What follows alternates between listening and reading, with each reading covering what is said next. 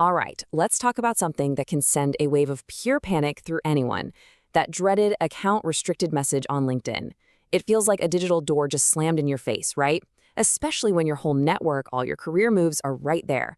But deep breath, don't panic. We're going to walk through step by step exactly how to get your account back. And this is the moment. Right here, it sends a legit chill down your spine. One second you're scrolling through your feed, the next, bam, locked out. It's so frustrating. But you know what? It's also surprisingly common. A lot of people go through this, and the good news is there's a clear path to getting it fixed. Okay, so what is that account restricted message all about? What's actually going on when you see that pop up? Let's get into it. So here's the thing. LinkedIn says it's usually because of unusual activity or for security. But what does that even mean? Well, unusual activity is super broad. It could be something as simple as logging in from a new city while you're on vacation, or maybe you sent out a bunch of connection requests at once. LinkedIn's system just flags it, you know? It's usually not trying to punish you. It's more like a, hey, is this really you kind of thing, just to be safe.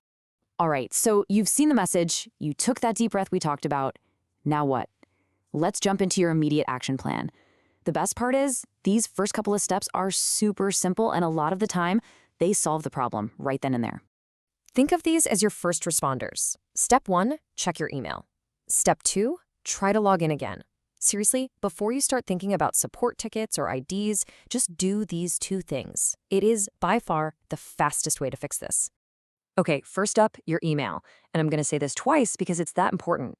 Check your spam folder. Seriously, LinkedIn's automated emails love to hide in there. That email is basically your treasure map. It's going to tell you what went wrong and exactly what you need to do to fix it. All right, so maybe there's no email, or maybe the email just says to verify yourself. The next step is as simple as it sounds. Just try to log in again. A lot of times, the system will just prompt you for a quick verification. It'll shoot a code to your email or your phone, you pop that code in, and boom. For a ton of people, that's it. Problem solved, you're back in. So what if those first easy steps didn't do the trick? First off, don't sweat it. It just means we gotta move to the next level of verification. Let's see what that looks like. This next step is identity verification. Now, that sounds pretty intense, right? But honestly, it's a totally standard thing. LinkedIn just needs to be sure that the person trying to get into the account is, well, you, especially after a security flag. The whole key here is just to give them exactly what they're asking for. And this checklist right here, this is everything. Pay close attention.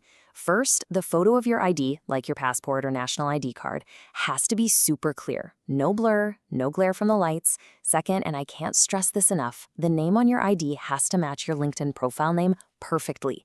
Not a nickname, not a shortened version, exactly. And finally, whatever you do, do not use a photoshopped or altered image. They have ways of checking, and it's an instant rejection. Don't do it. Okay, let's say the automated ID thing still doesn't get you back in. Now it's time to talk to an actual person. This is where you go to the LinkedIn Help Center and officially submit a support ticket. You're basically asking for a human to step in and review your case. And when you write to them, you can pretty much use this exact template. Seriously, it's perfect. Why? Because it's calm, it's professional, and it's straight to the point. There's no angry ranting. You just say, here's the problem, here's what I think happened, here's what I've already tried to do, please help. It's the most effective way to get their attention. All right, you've sent in your ID, you've submitted your support ticket. What now? Let's cover this final recovery stage. And then we'll talk about the really important part, making sure this never happens to you again. Now comes the hard part, the waiting game. But this timeline here is pretty realistic. Once you submit your request, you can expect to wait anywhere from 24 to 72 hours, so about 1 to 3 days, before you hear back.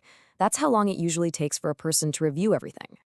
And here's the bit of good news to hold on to while you wait. In most cases, if you're a real person and you haven't done anything really wrong against their policies, they're going to restore your account. As long as you followed these steps, you've given yourself the best shot possible. Okay, so once you're back in, let's make sure you stay in. It's all about prevention. First, don't go crazy sending out hundreds of connection requests in a short time. That's a huge red flag. Second, stay away from any of those shady automation tools that promise to grow your network for you.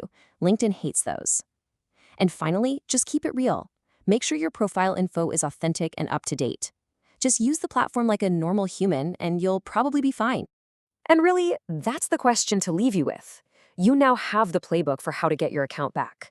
But is your profile set up to avoid this mess in the first place?